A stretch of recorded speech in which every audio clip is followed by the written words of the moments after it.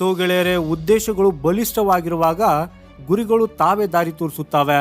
ಹೌದು, ಈ ಮಾತು ಭಾರತದ ರಕ್ಷಣಾ ಕ್ಷೇತ್ರದಲ್ಲಿ ನಡೆದ ಐತಿಹಾಸಿಕ ಸಾಧನೆಗೆ ಪರ್ಫೆಕ್ಟ್ಲಿ ಅನ್ವಯಿಸುತ್ತದೆ. ಆಕ್ಚುಲಿ DRDO ಅಭಿವೃದ್ಧಿಪಡಿಸಿದ ಸ್ವದೇಶಿ ಕಾವೇರಿ ಎಂಜಿನ್ಗೆ ಮೋದಿ ಸರ್ಕಾರ ಫೈನಲಿ ಹಸಿರು ನಿಶಾನೆ ನೀಡಿದೆ. ಇದು ಕೇವಲ ಒಂದು ತಾಂತ್ರಿಕ ಯಶಸ್ಸು ಅಷ್ಟೇ ಅಲ್ಲದೆ ಭಾರತದ ಆತ್ಮನಿರ್ಭರ ರಕ್ಷಣಾ ಕ್ಷೇತ್ರದ ಕಡೆಗೆ ಒಂದು ಮೈಲಿಗಲ್ಲಾಗಿದೆ. ಇದರ ಪರೀಕ್ಷೆಯನ್ನು ಈಗ ನೈಜ ವಿಮಾನಗಳಲ್ಲಿ ಮಾಡಲಾಗ್ತದೆ. ಈ ಹೆಜ್ಜೆಯಿಂದಾಗಿ ಈಗ ಭಾರತ ತನ್ನದೇ ಆದ ಸ್ವಂತ ಜೆಟ್ ಎಂಜಿನ್ಗಳನ್ನು ತಯಾರಿಸುವ ದೇಶಗಳ ಪಟ್ಟಿಗೆ ಸೇರಿದೆ. ಇದರರ್ಥ ಭಾರತವು ಇನ್ನು ಮುಂದೆ ತನ್ನ ಯುದ್ಧ ವಿಮಾನಗಳು ಮತ್ತು ಡ್ರೋನ್ಗಳಿಗಾಗಿ ಪಾಶ್ಚಿಮಾತ್ಯ ದೇಶಗಳ ಎಂಜಿನ್ಗಳ ಮೇಲೆ ಅವಲಂಬಿತವಿರಬೇಕಾಗಿಲ್ಲ. ಕಾವೇರಿ ಎಂಜಿನ್ನ ಪ್ರಯಾಣ 1986ರಲ್ಲಿ ಪ್ರಾರಂಭವಾಯಿತು. ಆದರೆ ಈ ಯೋಜನೆ ಹಲವು ಸವಾಲುಗಳನ್ನು ಮತ್ತು ಟೀಕೆಗಳನ್ನು ಎದುರಿಸಿತ್ತು. ಈ ಪ್ರಾಜೆಕ್ಟ್ಗಾಗಿ 2000 ಕೋಟಿಗೂ ಅಧಿಕ ಖರ್ಚು ಮಾಡಲಾಗಿದೆ.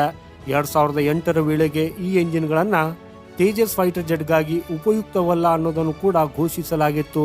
ಆದಾಗ್ಯೂ DRDO ತನ್ನ ಸೋಲನ್ನು ಒಪ್ಪಿಕೊಳ್ಳಲಿಲ್ಲ ಹಾಗೂ ತನ್ನ ನಿರಂತರ ಪ್ರಯತ್ನ ಮುಂದುವರಿಸಿತ್ತು.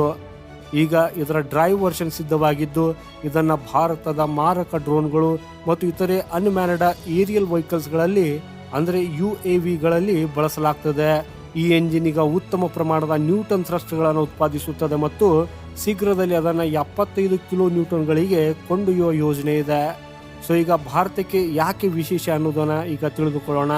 Actually America, Russia, France, China ಮತ್ತು UK ನಂತರ ಭಾರತವು ಈ ಕ್ಲಬ್ಬಲ್ಲಿ ಎಂಟ್ರಿ ಮಾಡಿದ್ದು.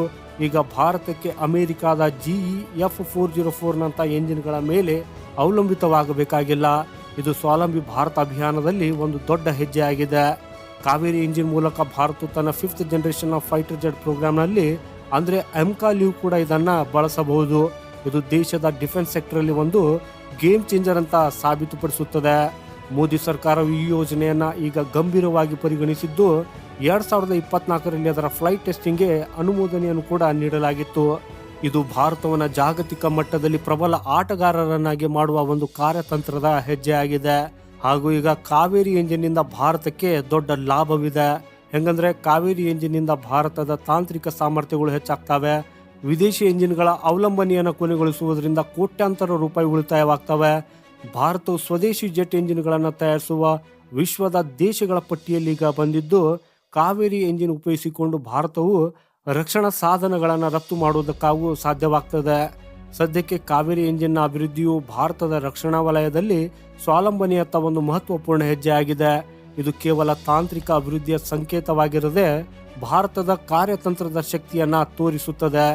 ಮುಂಬರುವ ದಿನಗಳಲ್ಲಿ ರಕ್ಷಣಾ ಉದ್ಯಮದಲ್ಲಿ ಇದು ಭಾರತವನ್ನು ಮತ್ತಷ್ಟು ಬಲಪಡಿಸುತ್ತದೆ.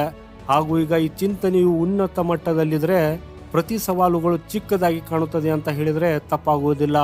ಗೆಳೆಯರೇ, ಈ ಕಾವೇರಿ ಇಂಜಿನ್ನ ಯಶಸ್ಸಿನ ಬಗ್ಗೆ ನಿಮ್ಮ ಅಭಿಪ್ರಾಯ ಏನು ಅನ್ನೋದನ್ನು ಕಮೆಂಟ್ ಮಾಡೋದ್ರ ಮೂಲಕ ಖಂಡಿತ ನಮಗೆ ತಿಳಿಸಿ. ಈ ರೀತಿಯ ಭಾರತಕ್ಕೆ ಸಂಬಂಧಪಟ್ಟಂಥ ವಿಡಿಯೋಗಳಿಗಾಗಿ ಈ ವಿಡಿಯೋನ ಲೈಕ್ ಮಾಡೋದಾ, ಚಾನೆಲ್ ಸಬ್ಸ್ಕ್ರೈಬ್ ಮಾಡೋದನ್ನು ಮರೆಯದಿರಿ. ವಂದೇ ಮಾತರಂ, ಭಾರತ್ ಮಾತಾ ಕಿ ಜೈ.